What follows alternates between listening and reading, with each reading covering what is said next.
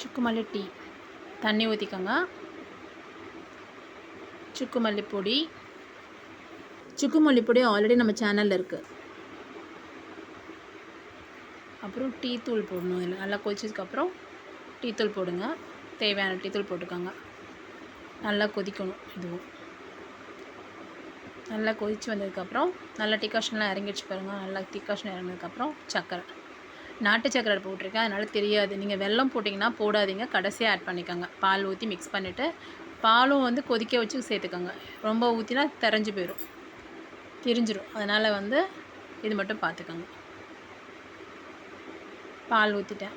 எவ்வளோ தேவையோ நீங்கள் அந்தளவு. கொஞ்சம் தண்ணியாக இருந்தால் அந்த டீ நல்லாயிருக்கும். அதுக்கேற்ற மாதிரி மிக்ஸ் பண்ணிக்கோங்க. அவ்வளோதான், வடிகட்டி குடிச்சிடலாம். இது சளிக்கு ரொம்ப நல்லது. காலையில் மாலையும் எடுத்துக்கலாம். Thank you friends.